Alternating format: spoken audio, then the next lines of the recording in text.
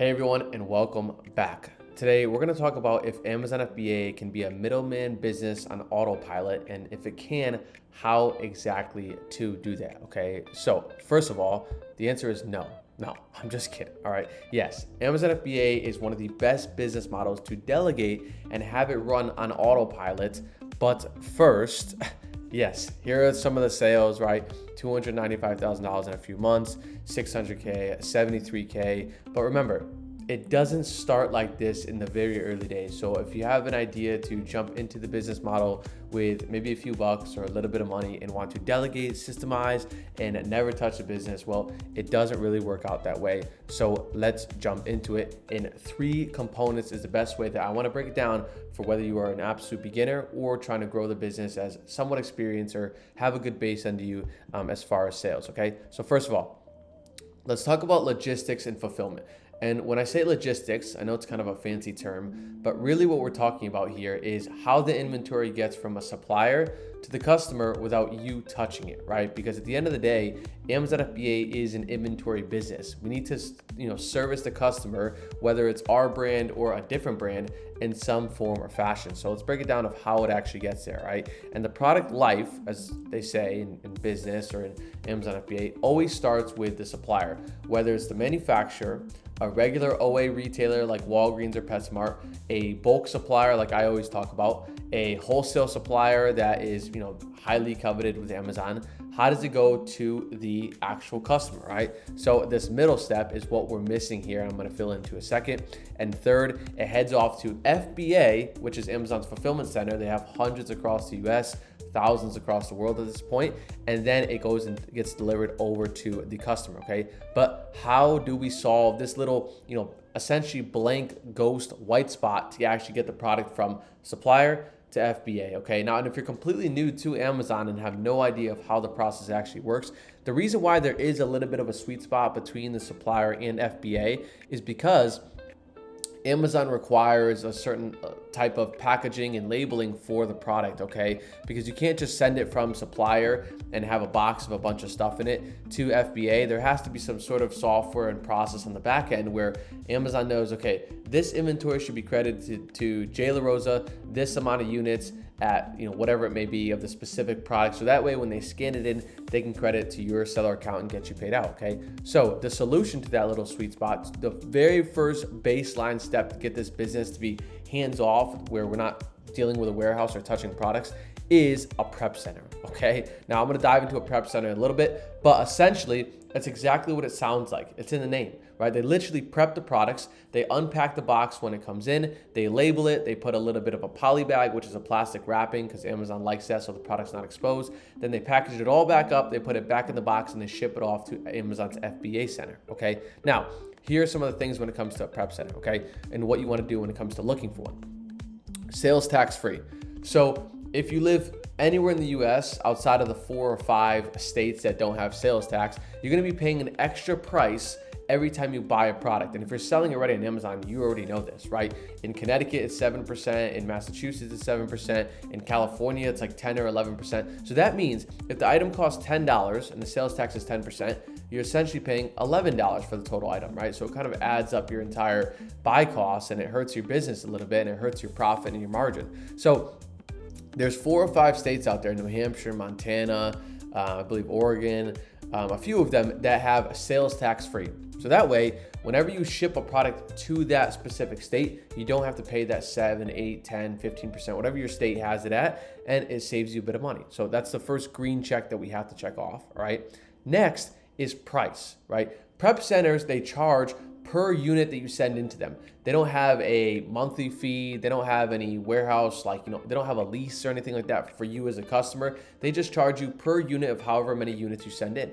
So it's essentially the perfect business model for you because you don't know if you're gonna send in 100 units, 1,000, 2,000, shoot, maybe even 10,000. So typically those prices range from around $1 to $1.50. Anywhere in that sweet spot as a just beginner is a good spot. And then eventually as you grow, or if you are growing, it goes down over time, which is a good case scenario, okay? So you wanna make sure the pricing works out and there's no any hidden or added fees below it, right?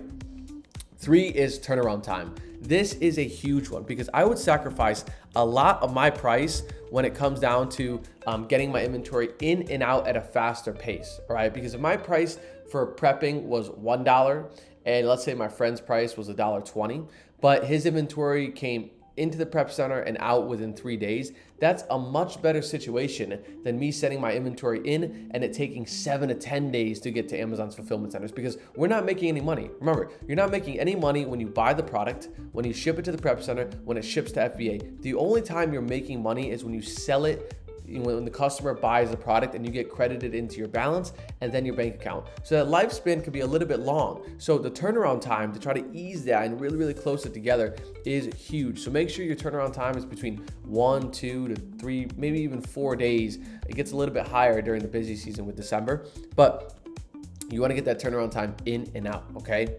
And fourth is communication. This is huge. Make sure the prep center actually has good communication, whether it's WhatsApp, email, phone number, so that way whenever there's a problem, because believe me, there's always problems, or a little bit of a question on either end, your end or their end, it gets taken care of immediately. That's how you know that they're kind of on their stuff. So that kind of summarizes it by putting it into perspective that you don't want a super massive prep center, because I know that maybe their price might be a little bit better because they have millions of customers or thousands of customers, but you want to have some sort of relationship, like a smaller to mid-size, prep center that you can trust and you can communicate and talk to, okay? Now, I have a little bit of an image here of how to actually find a prep center, and I can't break it down any simpler than this. You literally go to Google prep centers or Amazon prep center, something along those lines, prep centers, Amazon, and in a specific state. So if you want to look for Oregon, you can type in Oregon. If you want to do Montana, type in Montana. And what happens is there's thousands of prep centers across the US. You're going to be presented with a ton of them. And obviously you have to go through the vetting process of going through, making sure they're good price, good turnaround time, good communication, no added fees, no added anything like that, okay? So there goes out the first one. Logistics and fulfillment is taken care of. They're really trying to delegate this business to get our hands off of it, but it doesn't really solve the situation of us working 24/7. So we're gonna get into that in a second, okay? Number 2 though, leads with product sourcing, right? So I have it right here. Leads are the holy grail of the business. Without them, there is no business. Literally, if you're getting into the business or if you're growing at a certain pace and you're kind of stabilizing, you want to tell this and read this to yourself 25 million times. Leads are everything in the business. Everything can be a little bit chaotic, the prep center, communication, whatever it may be. But if you don't have leads and a steady inflow of opportunities coming in that you can sell and make a good ROI and profit of, there is no business model. Everything else is just cosmetics. This is the holy grail of the business that you need to take care of. So how do we actually put this on an autopilot without you sourcing on a day-to-day basis? Because maybe you have a job, maybe you're in school, whatever it may be, okay? And the solution to that is hiring a sourcing team member.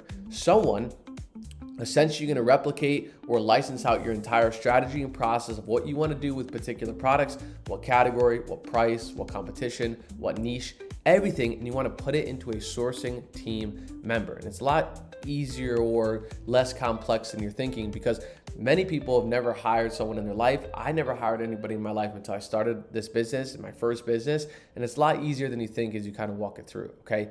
But what this does for you is it buys back your time. This is a huge one because in the early days, if you already started sourcing, you know it takes a lot of time. And sometimes you don't have that time to give to it if you're not getting rewarded. So by having a little bit of time, by having someone else doing it for you and you just making buying decisions, it's very, very valuable, more valuable than you could probably imagine, all right? And number 2, it keeps the opportunities fresh. You always want to have a solid catalog where you have a little bit of replenishment products you can keep on buying and then eventually working in new products. And you want to have that solid catalog where you can always buy and sell opportunities, but still feel like you have a base. And a sourcing team member does that for you, because whether you're sick, on vacation, have other commitments, if you have a sourcing team member working for you, bringing in opportunities daily, you could just sit there, review, purchase, move on to the next. It makes it a lot easier to really navigate through those things, okay?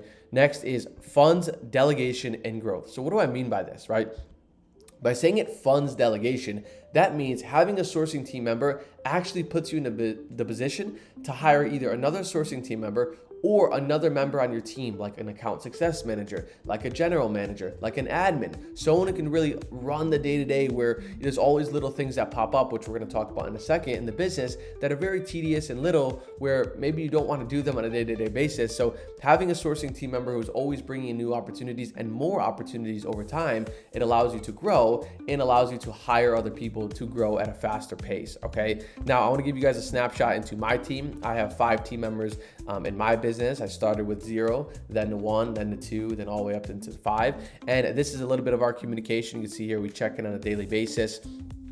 People would let me know when they start sourcing, some motivation comments and messages from some of my team. But we use WhatsApp, we use Discord, just to have good dialogue and communication, to get questions answered quickly, and keeping motivation high throughout the day. Okay, now this is also a little bit of a snapshot when it comes into my team and what my process looks like. Essentially, we have a Google Sheet, right? Each of them have their own individual Google Sheets. There's 3 sourcing members. The other 2 are kind of on the admin side of things.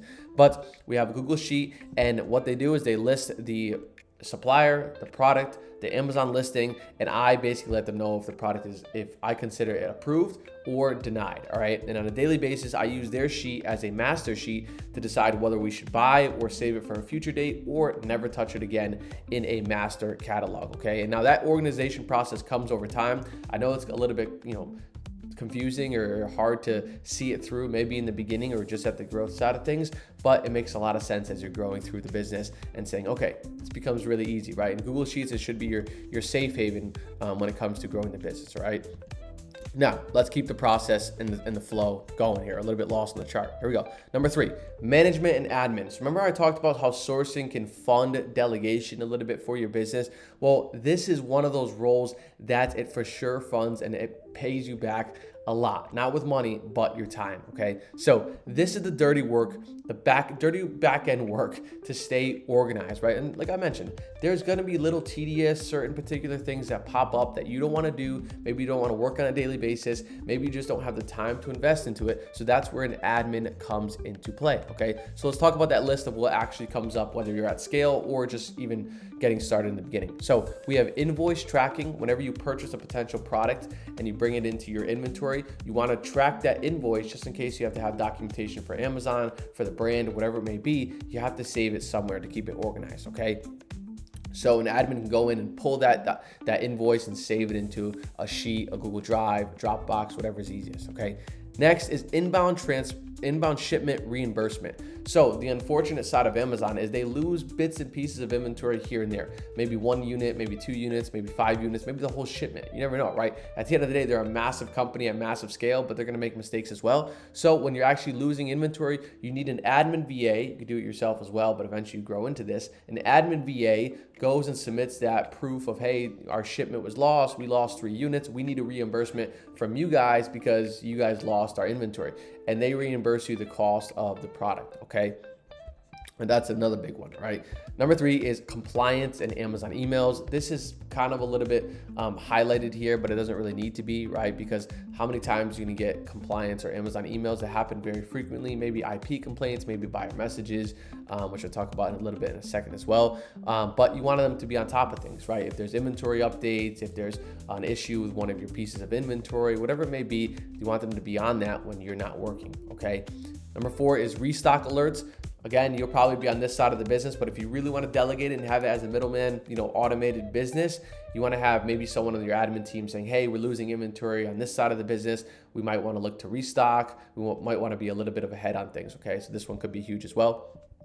Then we have listing issues. Like I said, things can pop up with the listings very, very little here and there, time to time, whether it's your inventory, whether it's the active listing, issues can arise. So you want them to get on top of that immediately to actually get the listing back up and running or fix the issue with your inventory, right?